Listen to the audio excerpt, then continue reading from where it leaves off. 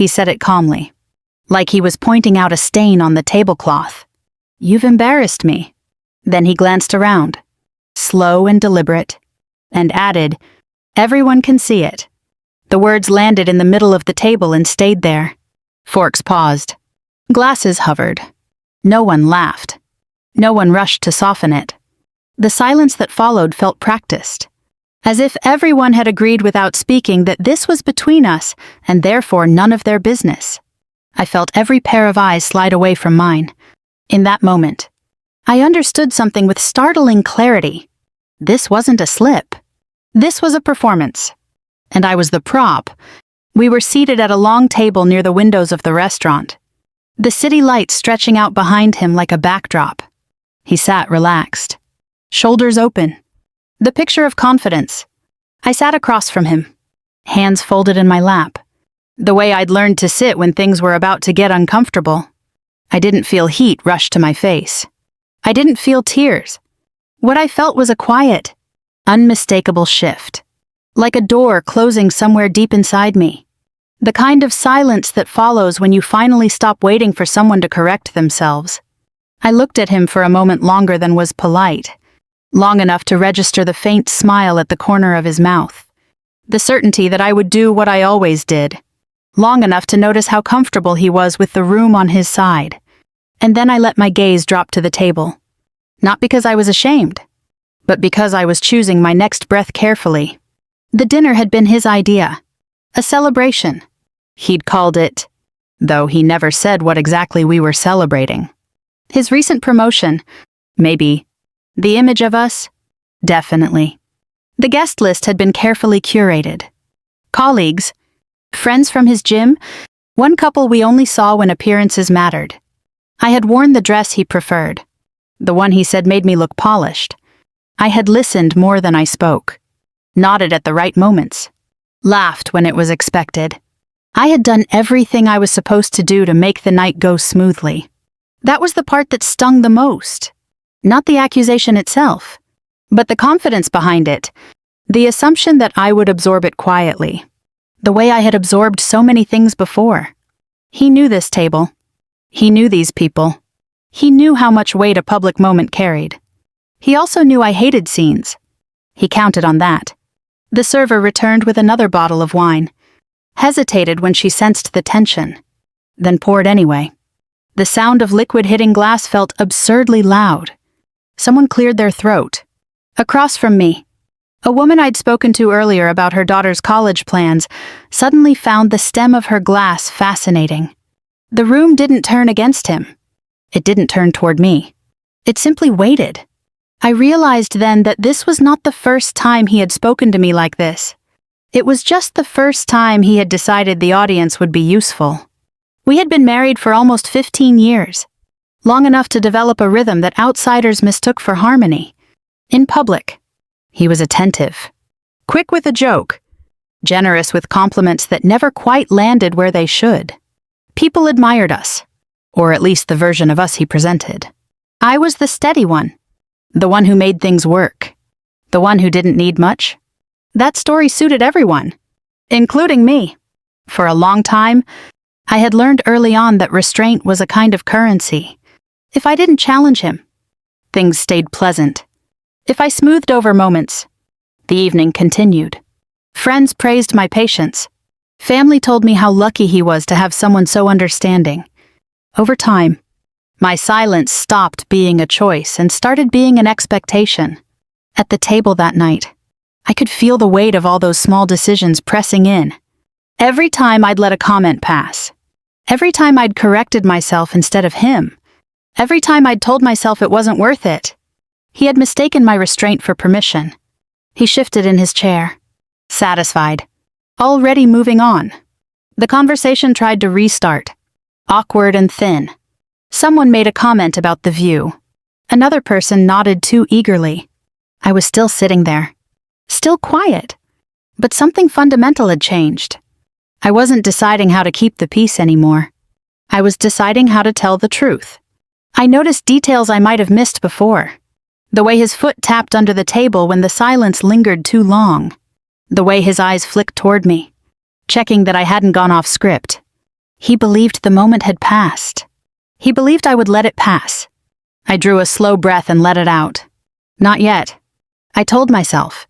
Not like this. There was a difference between reacting and responding. And I had spent years learning that difference the hard way. I wasn't angry enough to be careless. I was calm enough to be precise. I lifted my eyes back to his face. He met my gaze. A flicker of uncertainty crossing his expression before he masked it. He had never needed to wonder what I might say next. That, more than anything, was about to change. Around us, the city continued as if nothing had happened. Glasses clinked at neighboring tables. Laughter drifted in from the bar. Life went on, indifferent to the small, private reckonings that alter people forever. I stayed seated, my hands still folded, my voice still inside me. The room waited. He waited. And in that quiet, I made a decision I would not take back. I didn't become quiet overnight. It was something I learned. Slowly, the way you learn a language by immersion. At first, it felt like courtesy. Then it felt like maturity. By the time it became survival, I hardly recognized it as a choice anymore. Before I married him, I thought of myself as capable and grounded. I was the one friends called when they needed help moving. The one who remembered birthdays. The one who didn't panic when plans fell apart. I took pride in being steady.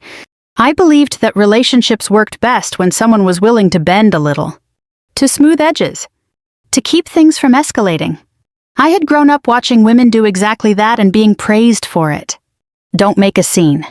Don't embarrass anyone. Handle things quietly. Those lessons don't sound dangerous when you're young. They sound wise. In the early years of our marriage, that steadiness felt like a gift I brought into the relationship. When he interrupted me, I told myself he was enthusiastic. When he dismissed an idea, I assumed I hadn't explained it well enough. When he made decisions without looping me in, I reasoned that he was under pressure and trusted my flexibility. Each small adjustment seemed reasonable on its own. Taken together, they built a pattern that was hard to see from the inside. People liked us, or at least they liked him, and they liked how agreeable I was beside him. At dinners and gatherings, he spoke easily, held court without trying, told stories that painted him as competent and driven. I filled in gaps when needed, laughed at the right moments, made sure glasses were never empty. If he crossed a line, it happened in ways that were easy to excuse. A joke that landed a little too sharply, a comment framed as concern. Nothing that demanded a confrontation, especially not in front of others. Over time, my silence became part of the architecture of our marriage. It held things up. It made everything look stable. Friends would say how lucky he was to have someone so supportive. And I would smile, because support was a compliment I understood. What I didn't see, or didn't want to see, was how often support meant stepping aside. There were moments, even then, when something inside me pushed back. A tightness in my chest when my opinion was brushed off. A flash of irritation when he spoke for me. Those moments passed quickly, buried under the logic of keeping things smooth. I told myself every marriage had compromises. I told myself this was just how we balanced each other out. The problem with being known as the easy one is that people stop checking in. They assume you're fine because you've always been fine before. He assumed it too. My quiet became proof that everything was acceptable, even when it wasn't. Especially when it wasn't. I didn't plan revenge. That idea would have seemed dramatic, even cruel, to the woman I was then. What I planned was endurance. I planned to get through difficult moments the way I always had. By absorbing them and moving on, I believed that if I stayed calm long enough, things would eventually settle into something fairer. I believed patience would be rewarded. Instead, the line kept moving. What had once felt like occasional dismissiveness became a tone. What had been private slipped into public. The first time he corrected me sharply in front of others, I laughed it off, feeling heat rise in my face while everyone else pretended not to notice. I told myself it wouldn't happen again. It did. By the time we reached that dinner, the one he called a celebration, my role was well rehearsed. I knew how to listen without reacting. I knew how to wait for the right moment to speak. And how often that moment never came. I had spent years learning how to hold my tongue in ways that made other people comfortable. What no one saw was how much I carried to make that comfort possible. I took on details he overlooked, smoothed over situations before they turned into problems, handled things quietly so he never had to explain himself. It wasn't glamorous work, and it certainly wasn't visible, but it mattered. It kept things running. At the table that night, as the silence stretched on after his words, all of that came rushing back to me. Every time I had chosen quiet over clarity, every time I had convinced myself that keeping the peace was the same as being respected, I could feel the old instinct rising, the familiar urge to make it easier for everyone else, to say something light, to move past it. Instead, I noticed how tired I was. Not tired in the sense of needing rest, but tired in the way you get when you've been holding a shape that no longer fits. I realized that the woman everyone expected me to be at that table was a woman I had outgrown. Someone shifted in their seat. I could feel the attention pressing in, waiting for me to perform the role I had always played. The supportive wife. The quiet one. The one who made things easier. For the first time in a long while, I didn't rush to meet that expectation. I stayed exactly where I was, breathing steadily, letting the discomfort exist. I understood then that my silence had taught him how far he could go. What I was about to do would teach him something else entirely. I lifted my eyes, not with anger, but with a clarity that surprised even me. I wasn't deciding whether to speak anymore. I was deciding how much of myself I was willing to keep sacrificing to preserve an image that no longer served me. My silence had never been empty. That was the truth I finally allowed myself to say. While everyone else saw a woman who avoided conflict, what I had really been doing all those years was managing the aftermath of his confidence.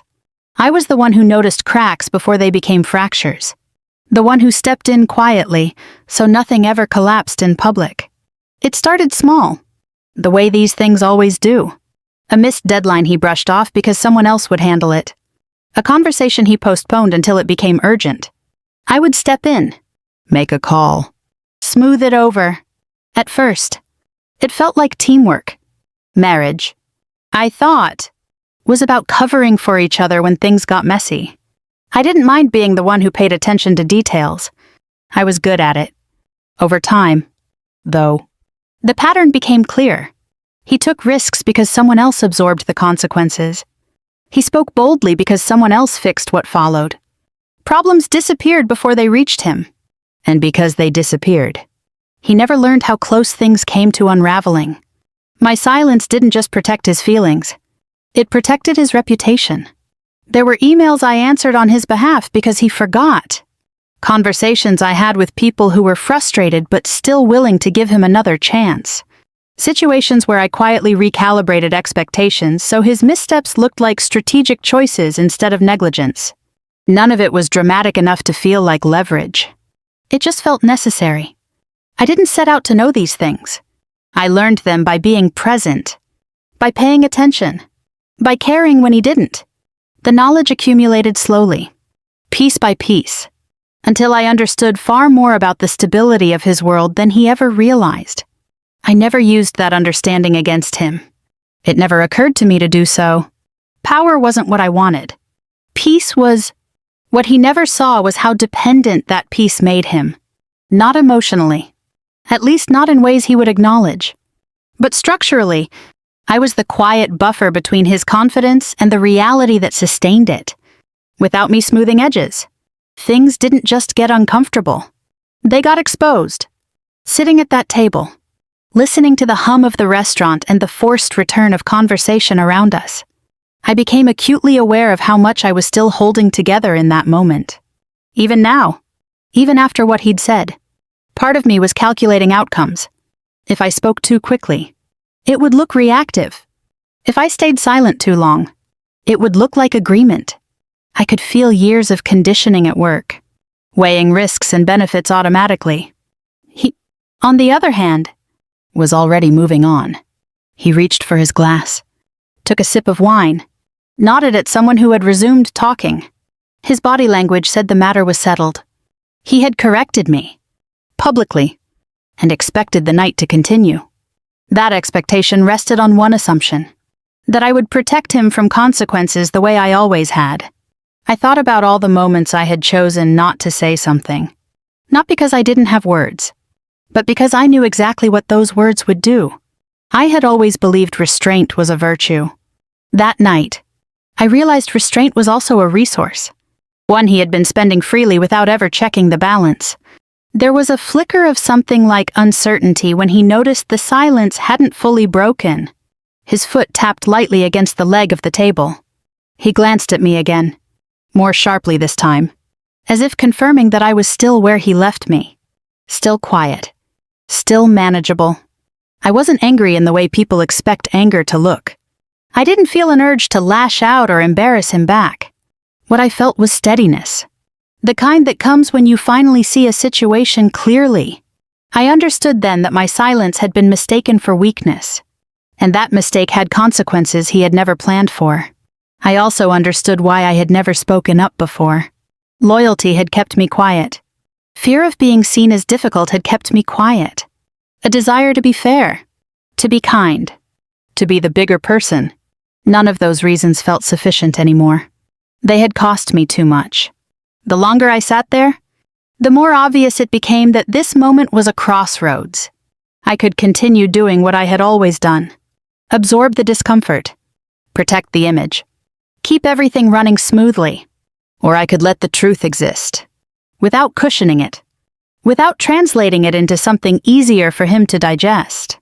The people around the table sensed the tension, even if they didn't understand it.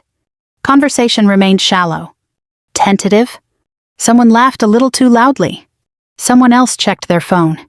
No one looked at me directly, but I could feel the awareness circling back, waiting. I thought about what would happen if I stopped managing outcomes, if I stopped stepping in, if I let the weight of his words sit where he'd placed them. The idea wasn't frightening. It was clarifying. He shifted again, impatience creeping into his posture. He believed he was still in control of the narrative, that whatever came next would be something he could handle. He had no idea how much of that control had always been borrowed. I took another slow breath and let it ground me. I wasn't preparing to explode. I was preparing to be precise. The silence between us had changed. It no longer belonged to him. For the first time in our marriage, I understood the imbalance not as a flaw I needed to fix, but as a truth that needed to be seen. And once seen, it could not be unseen. The silence had stretched long enough to become awkward, the kind that makes people shift and search for something safe to say. I could feel it pressing in from all sides, the expectation that I would smooth it over the way I always had. My chair felt heavier than it should have, as if staying seated meant agreeing to something I no longer accepted. I realized then that if I didn't move, nothing would change. The moment would be rewritten as another harmless exchange. His words filed away as concern, my quiet mistaken for understanding. I had reached the point where silence no longer protected me. It protected him. So I moved. The chair scraped softly against the floor as I stood, the sound cutting through the low murmur like a blade. Heads turned. Conversations died mid-sentence. I didn't rush. I didn't apologize for the interruption. I simply stood there, feeling the floor steady beneath my feet, letting my shoulders settle back into a posture I hadn't taken in years. He looked up at me, surprised. Not alarmed, just surprised. The way someone is when a familiar pattern breaks unexpectedly. There was a flicker of calculation in his eyes, a quick assessment of whether this was going to be something he needed to manage. I met his gaze and kept my voice level. You were wrong. I didn't raise my voice. I didn't add anything to soften it. The words weren't an accusation or a plea. They were a correction, delivered calmly, like adjusting a record that had been misfiled. The effect was immediate. The room seemed to lean in without moving, everyone suddenly aware that something irreversible had just happened. For a heartbeat, he said nothing. Then he let out a small laugh, the kind meant to signal ease, to reassure everyone that this was all under control. He opened his hand slightly, as if to say there had been a misunderstanding. I wasn't finished. I spoke slowly, choosing each word with care. I didn't justify myself. I didn't explain how his comment had made me feel. I didn't need to. I addressed the statement itself. The implication that I had somehow failed in front of everyone present. That isn't accurate, I said, and I let the sentence stand on its own. The laugh faded from his face. He tried to interrupt, to redirect the moment back into something manageable. But the rhythm had shifted. My steadiness made interruption awkward. Every attempt he made to lighten the tone only highlighted the difference between us. Around the table, people adjusted in their seats. Someone set down a fork they had been holding mid-air. Eye contact shifted, no longer fixed on him by default. The authority he carried so easily moments before had begun to drain away, replaced by something more uncertain. I could feel it happening in real time. The power dynamic everyone had accepted without question was being re-examined. Not because I demanded it, but because I refused to play my assigned role. I didn't accuse him of anything yet. I didn't reveal what I knew. I didn't need to. The fact that I was standing, speaking clearly, and not backing down was enough to change the temperature of the room. He leaned back in his chair, crossing his arms, a familiar defensive posture. This was the part where he usually regained control, reframed the situation, made it seem smaller than it was. He tried again to brush it off, to suggest I was taking things too seriously. I didn't argue with him. I didn't chase his version of events. I simply held his gaze and waited. Silence, when chosen, has a weight to it. It forces other people to confront what they would rather ignore. I became acutely aware of how rarely anyone had seen me like this. Calm, direct, unyielding.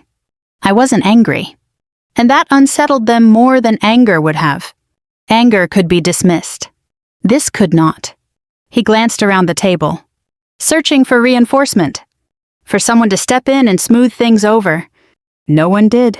The same silence that had isolated me earlier now worked against him.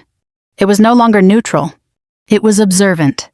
I made it clear, without spelling it out, that there was more I could say, that I had chosen this approach deliberately. That restraint, this time, was not submission. It was control.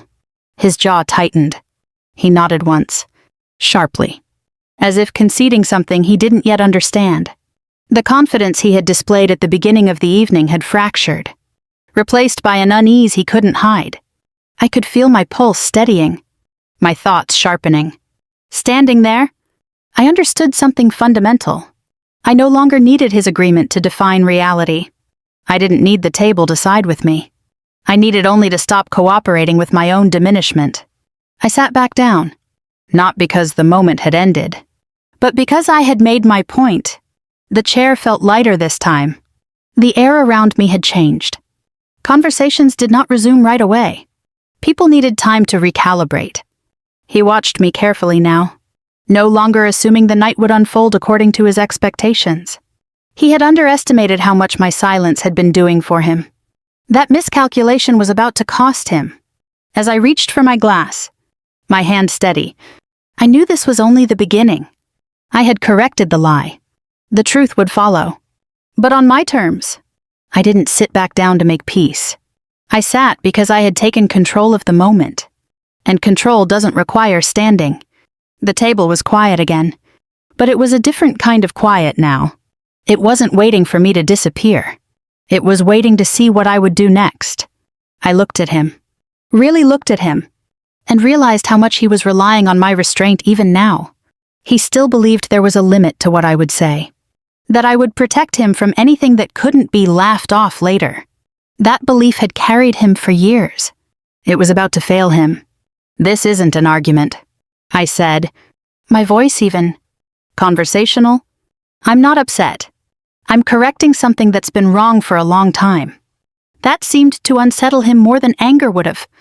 He opened his mouth, then closed it again, unsure which version of himself would work best here. The confident host? The reasonable husband? The man wronged by an overreaction? None of them fit. I turned my attention back to the table. not seeking approval, just acknowledging the reality that we were no longer alone in this. You all see him as decisive, I continued, as someone who handles things. I paused, just long enough to let that familiar image settle. What you don't see is how often that confidence depends on someone else stepping in afterward. His chair shifted sharply. That's not fair, he said, a little too quickly. I'm not finished, I replied, still calm. And because I didn't raise my voice, he stopped. I spoke about facts, not feelings. About decisions that were presented as his that required quiet follow-through he never handled himself. About conversations he avoided that didn't disappear, only landed elsewhere. I didn't list everything. I didn't need to. I gave just enough detail to make it clear this wasn't speculation. This was experience. I watched the room absorb it. People recalibrating their understanding. The way they do when a story they've heard too often suddenly develops cracks. No one challenged me. No one rushed to defend him. The truth has a way of rearranging loyalties without asking permission. He tried to interrupt again, this time with irritation creeping into his tone. He framed it as exaggeration, as perspective, as something we should discuss privately.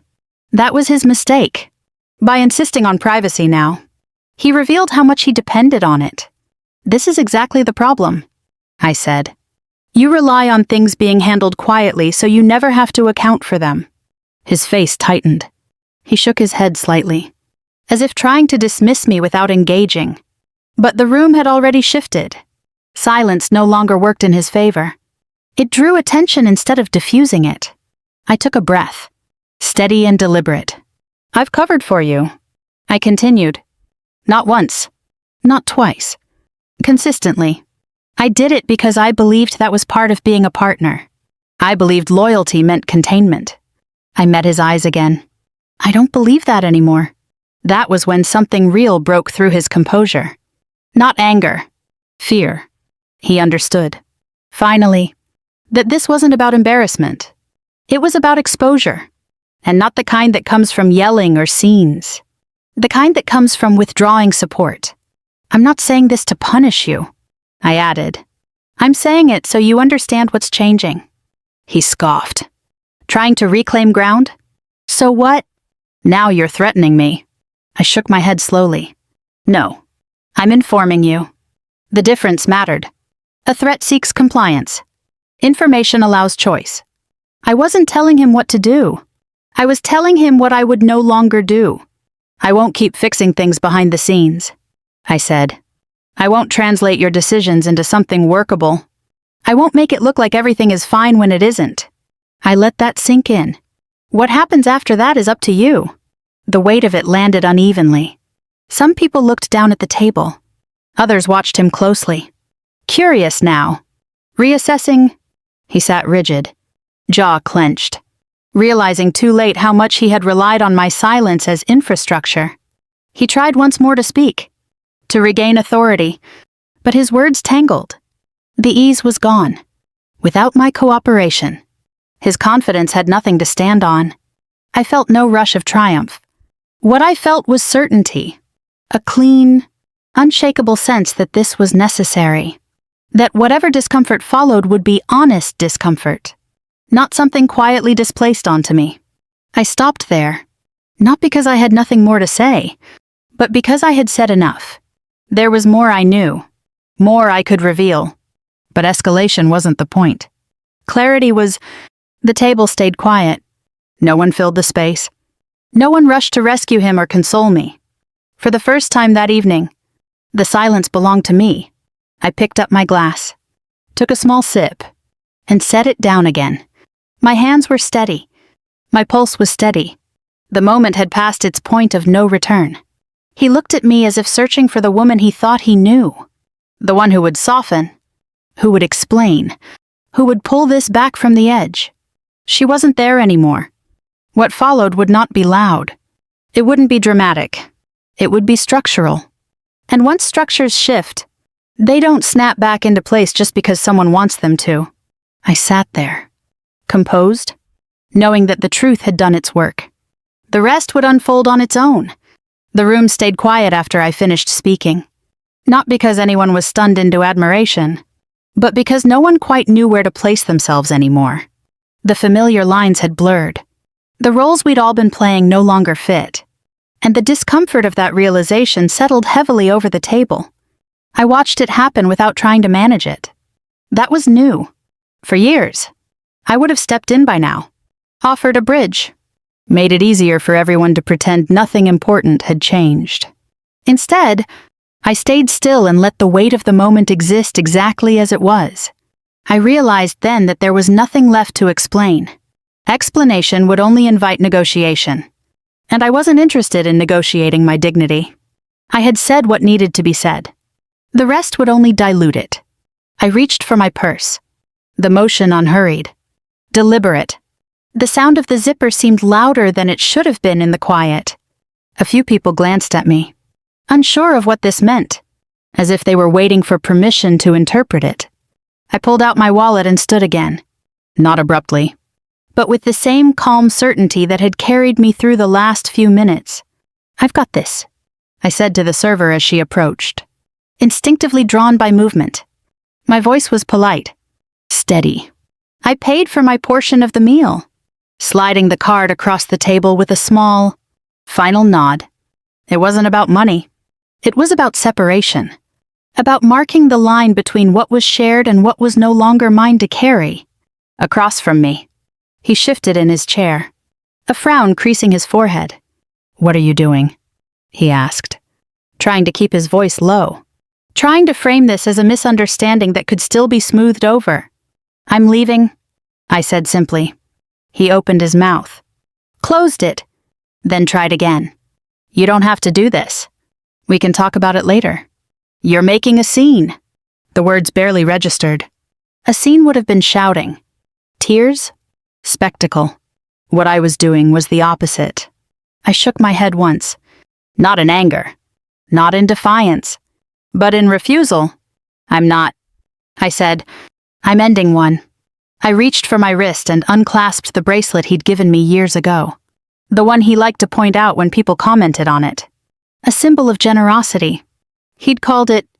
I had worn it faithfully, even when it felt more like a reminder of obligation than affection.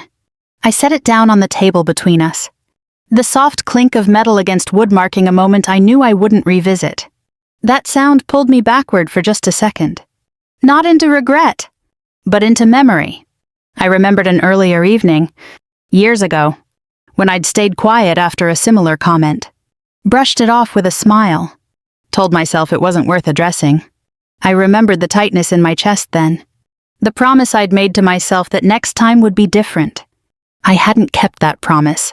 Not until now. The flash of memory passed as quickly as it came. I was back in the restaurant, standing straight, my coat already in hand. He was looking at me with something close to panic now, though he tried to disguise it as irritation. "You're overreacting," he said. A familiar line, worn thin from use. "You're going to regret walking out like this." I didn't answer. Silence, chosen freely, has a finality to it that words can't compete with. I turned away from the table, aware of the eyes on my back, aware of the shift in the room that followed my movement. No one stopped me. No one spoke my name. The absence of intervention felt fitting. As I walked toward the exit, the sounds of the restaurant gradually returned. Laughter at a nearby table. The clatter of dishes. Life resuming its normal rhythm. Indifferent to the small earthquake that had just taken place. Each step felt lighter than the last, as if I were shedding something heavy without quite realizing how much weight I'd been carrying. I paused briefly near the door, not to look back, but to take one steady breath. The air felt cooler there. Cleaner? I could feel my pulse. Calm and even not racing the way it might have years ago. I wasn't running from anything. I was choosing something. Behind me, I could hear his voice again, low and urgent now. Trying to salvage control by managing perception. It didn't matter. Whatever narrative he attempted to rebuild would have to exist without my participation. That was the point. Outside, the night wrapped around me, city lights reflecting off the pavement. I stood there for a moment, letting the reality settle. I hadn't raised my voice. I hadn't insulted him. I hadn't demanded anything. And yet, everything had changed. I understood then that this was the most honest form of revenge I could have chosen. Not humiliation, not exposure, but withdrawal, the removal of my labor, my silence, my willingness to absorb what was never mine to hold. I had taken back something essential, and in doing so, left him facing the consequences of his own words. As I walked away from the restaurant, I didn't feel triumphant. I felt clear. Clear about what I would no longer tolerate. Clear about the boundaries I had finally set. Clear about the fact that there would be no returning to the way things had been. Whatever followed would unfold without my intervention. For the first time in a long while, that knowledge didn't frighten me. It steadied me. The days after the dinner were quieter than I expected. There were no dramatic phone calls in the middle of the night. No public fallout splashed across social media. Instead, there was a steady unraveling, subtle enough that only someone paying attention would notice how quickly things shifted once I stopped holding them together. I moved through my routines calmly. I went to work. I slept well. I ate without that familiar knot in my stomach. The absence of tension was almost disorienting, like stepping out of a room where a loud machine had been running for years and realizing how much noise you'd learned to ignore. For the first time in a long while, my energy belonged entirely to me. He, on the other hand, began reaching out almost immediately. At first, his messages were clipped and irritated, focused on optics. We need to talk about how this looked. People are asking questions. You didn't have to embarrass me like that. I read them once and set my phone down without responding.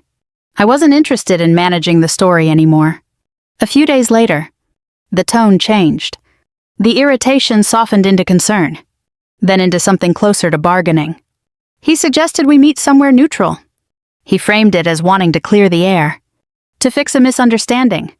The words were familiar, but something underneath them had shifted. The confidence was gone. What remained was uncertainty. I heard about the rest through other people, not because they were gossiping, but because the structure he relied on had begun to wobble. A colleague mentioned, carefully, that he seemed distracted lately. Someone else noted that a project he'd been praised for was suddenly under scrutiny. Without my quiet follow-up, deadlines slipped. Questions went unanswered. The same decisiveness people admired now looked like carelessness. None of it felt vindictive. I hadn't said anything beyond that dinner. I hadn't corrected anyone's assumptions or filled in gaps. I simply wasn't there to absorb the impact anymore. The consequences followed naturally, the way they always do when a system loses an invisible support. He called one afternoon, his name lighting up my screen while I was folding laundry. I let it ring. When it went to voicemail, I didn't listen right away. I finished what I was doing first, enjoying the small satisfaction of not being pulled out of my life by his urgency. When I finally pressed play, his voice sounded unfamiliar, stripped of its usual certainty. "I don't understand why you're doing this," he said. "We could fix this if you'd just talk to me. You know, I didn't mean it the way it came out." There it was. Not an apology. An appeal to my old role. The fixer. The translator. The one who made his intentions sound better than his actions. I deleted the message without replying. As the weeks passed, the imbalance became more obvious. People who had once deferred to him now hesitated.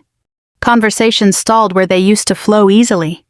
I could see the outlines of what I'd been buffering all along, now exposed to the light. It wasn't dramatic. It was structural. And it was happening without my involvement. My own life began to expand into the space I'd cleared. I made decisions without checking in. I spent time with people who didn't expect me to smooth anything over.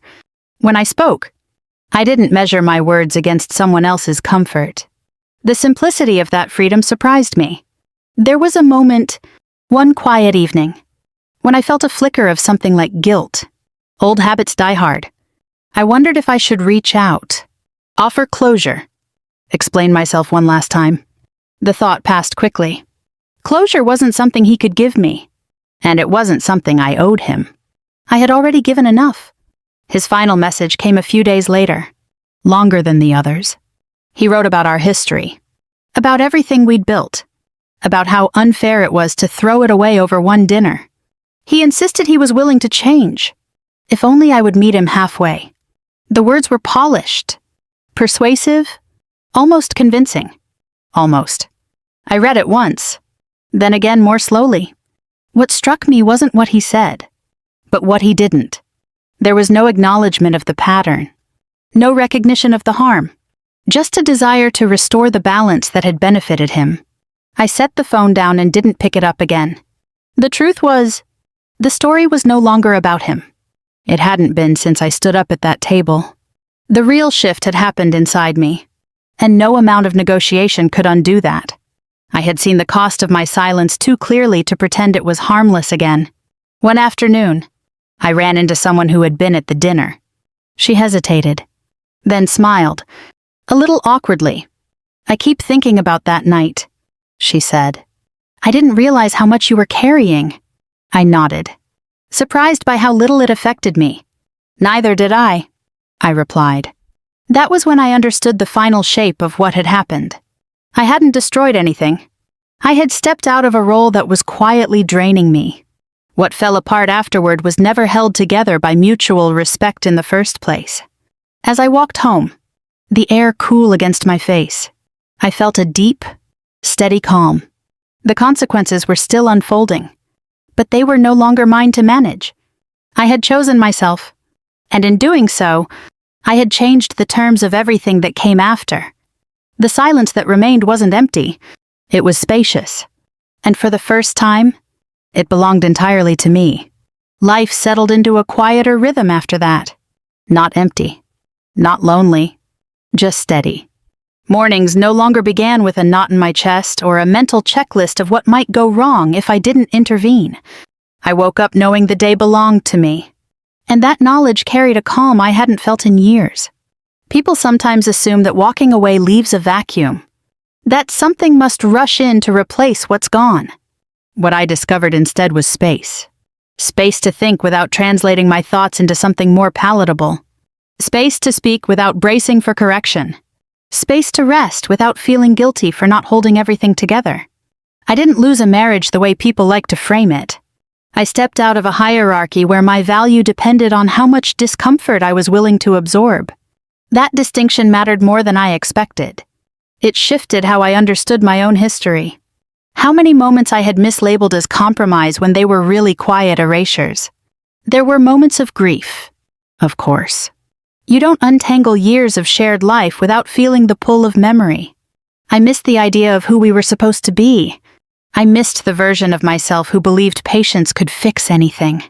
But I didn't miss the constant calculation, the careful monitoring of tone and timing. I didn't miss shrinking so someone else could feel tall. What surprised me most was how little I needed to explain.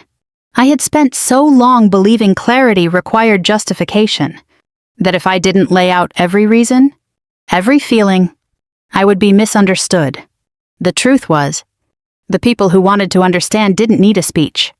The ones who didn't were never going to hear me anyway. Revenge, I learned, doesn't always announce itself. It doesn't have to be loud or theatrical to be real. Sometimes it's simply the refusal to continue participating in your own diminishment. Sometimes it's choosing not to show up where you've only ever been tolerated. The satisfaction comes not from watching someone else fall, but from standing upright without apology. I stopped waiting for recognition that was never going to come. I stopped hoping someone else would finally choose me. The moment I chose myself, the waiting ended. There was no dramatic final conversation, no moment where everything was neatly resolved. He sent one last message, months later, saying he hoped I was well, that he still didn't understand how things had gone so wrong. I read it once, felt a brief flicker of the old urge to explain, and let it pass. Understanding wasn't my responsibility anymore. Instead, I focused on building a life that didn't require me to disappear to function. I invested in friendships that felt mutual. I made decisions based on what felt right, not what would keep the peace. I learned to sit with discomfort without rushing to smooth it away. Each small choice reinforced the larger truth I had uncovered. My silence had never been the measure of my strength. When I think back to that dinner now, it feels distant, like a turning point viewed from far down the road. I remember the shock on his face when the script changed.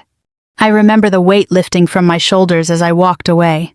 But more than anything, I remember the clarity, the certainty that came with realizing I no longer needed permission to be whole. If you've ever found yourself at a table like that, metaphorical or otherwise, expected to swallow words to keep things comfortable, I want you to know something. Your restraint has weight. Your silence does work. And you get to decide when it's time to stop carrying everything alone. Walking away isn't failure. Setting boundaries isn't cruelty. And choosing yourself isn't selfish. No matter how long you've been told otherwise. Sometimes the bravest thing you can do is refuse to play the role that's costing you your peace. If this story resonated with you, I'd love to hear your thoughts or your own experiences in the comments. You're not alone in this, and your voice matters here. And if you want to hear more true stories about quiet strength, dignity, and the moments when the tables finally turn, stay with the channel and consider subscribing. We're building a space for stories that remind us who we are when we stop shrinking.